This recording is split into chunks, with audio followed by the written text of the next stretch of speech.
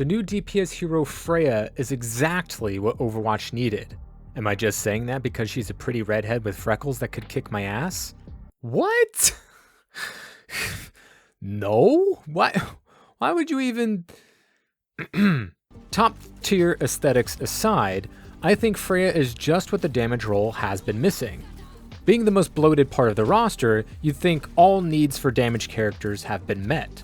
But Freya fills a need where you can do damage at range, but also at mid-range, while also having mobility and demand skill to play at the same time.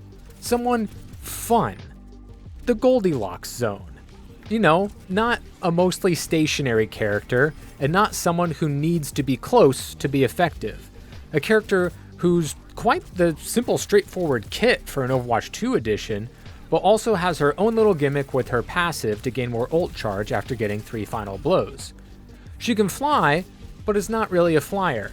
She's got a crossbow, but is not really a sniper. She's agile, but not really a flanker.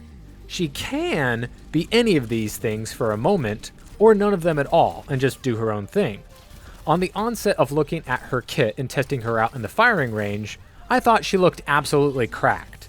However, in practice, the experience, like with any character, showed a much more realized picture.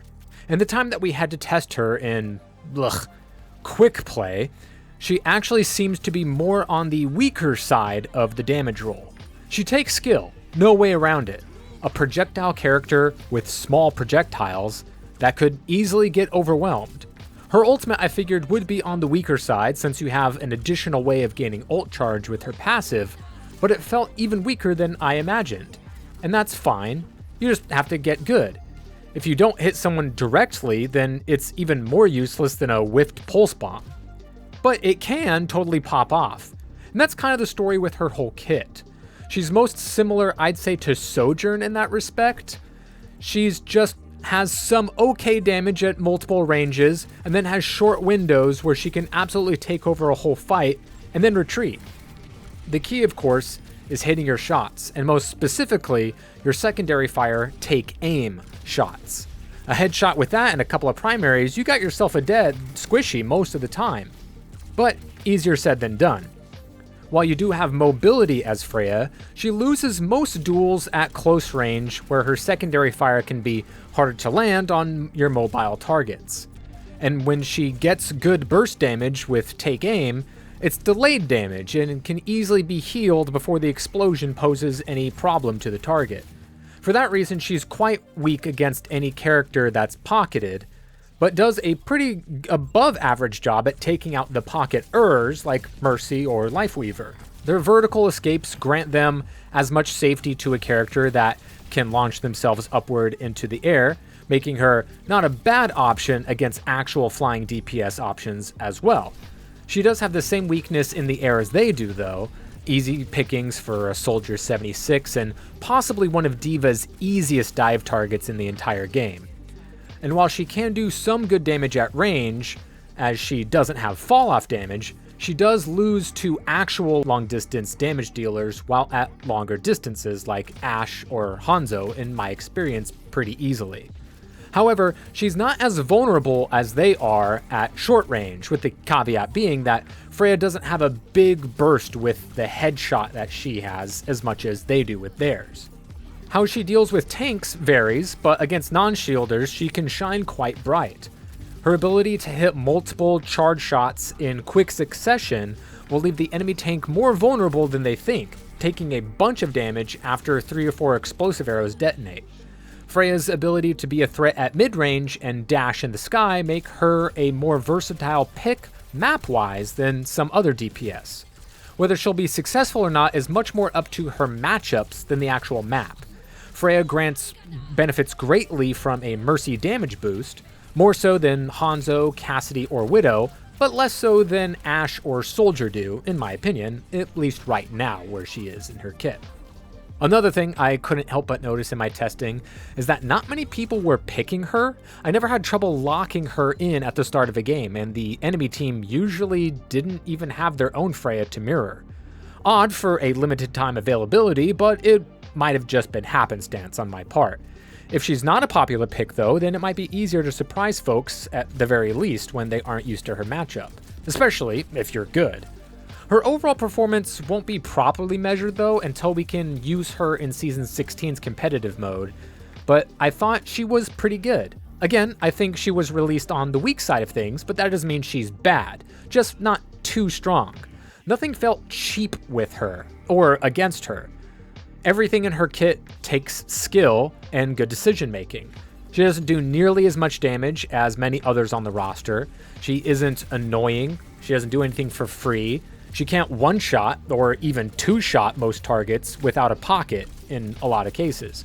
Her ult isn't too strong, and even with the passive, she doesn't get an unordinary amount of them. So it's not like you have a weak ult, you get a bunch of times. It's just a kind of weak ult that can be good, and you get it maybe slightly more often than some others, but you could also, factor in charge rate with that, and it just kind of evens itself out. Her mobility is nice, but by no means as good as escaping as I would say 10 of the other damage characters. But at least she has the option. And her perks are nothing to write home about in their current state.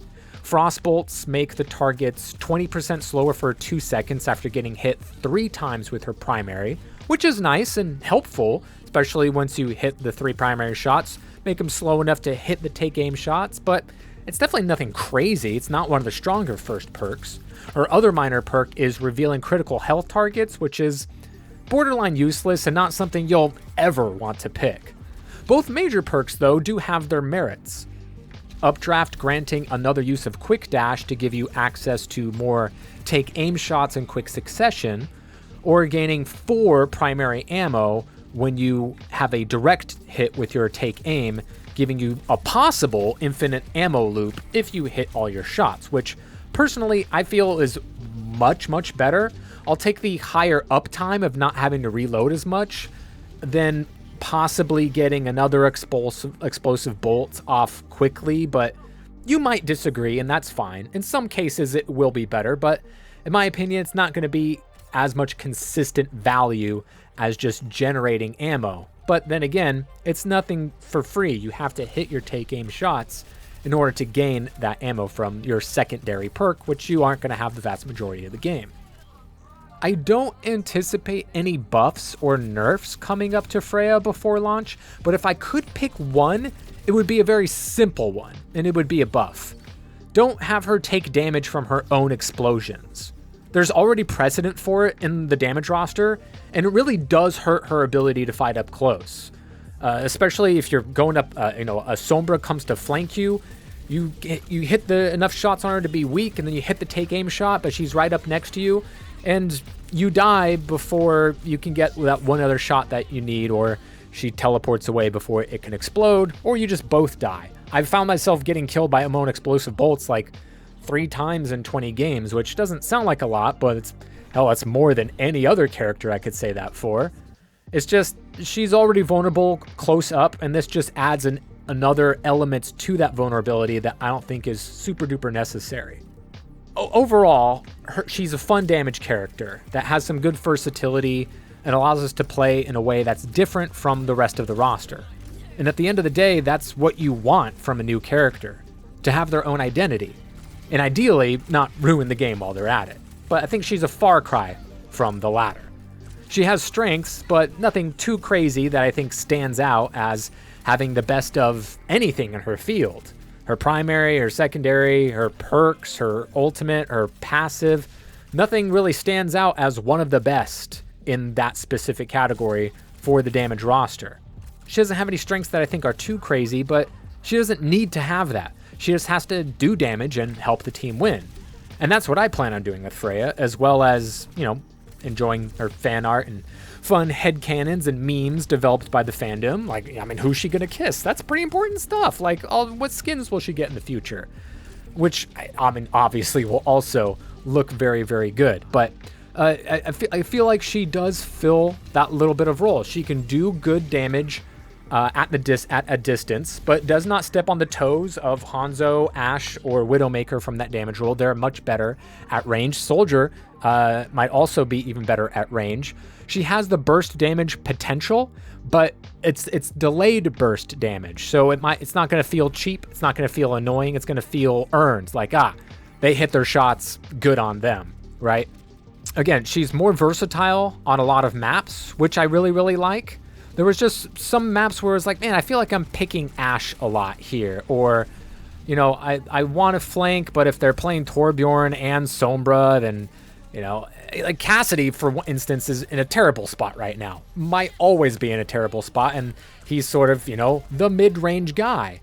And has, you know, sure, some strengths. He's had, you know, times to pop off, but Freya, I think, has way more potential to pop off in a single fight. Hitting, you know, those take aim shots on multiple squishies or even a tank, it can really creep up on the enemy team a lot faster. And again, you have to hit your shots. As you can see me just not hit any of them for a bit there. So it was kind of hard to find a good game to play in quick play, but I did my best.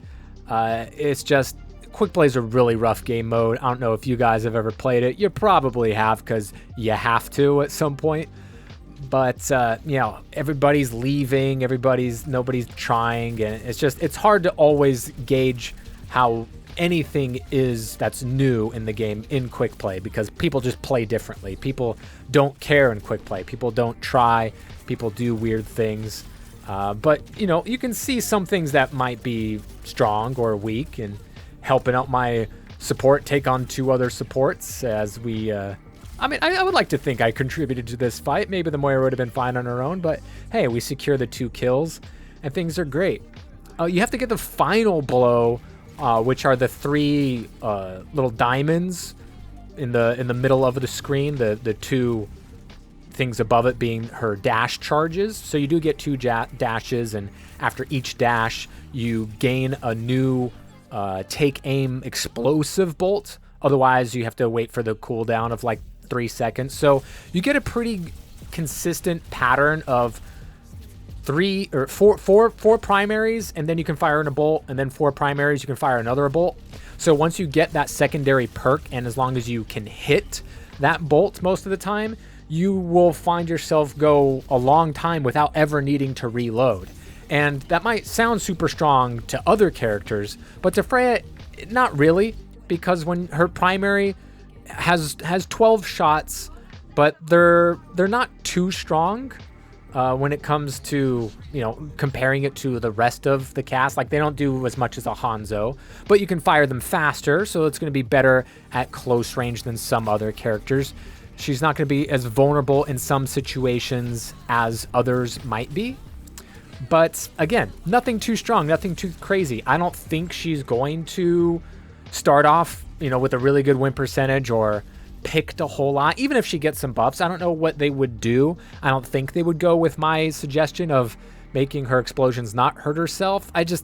It would be a really nice quality of life change, and I don't see her being too strong because she demands skill. Yeah, she can fly. Her dash is, you more so don't use it for the mobility as you do to get that additional charge, but of course it is nice. It's going to help you get around a corner or two, but you mainly want to use it to, you know, see this diva caught out of position, doesn't have her matrix, and I can get enough bolts to whittle her down. And with those explosions being delayed, you know, the tanks will get hit and not worry about it, and then all of them explode kind of in succession at once, and can really catch them and possibly their support healer pocket off guard. So yeah, she's a fun character, and I think a pretty good character, but not too good that she's going to annoy anybody to go up against or to have on their team. What do you all think? Sound off in the comments down below.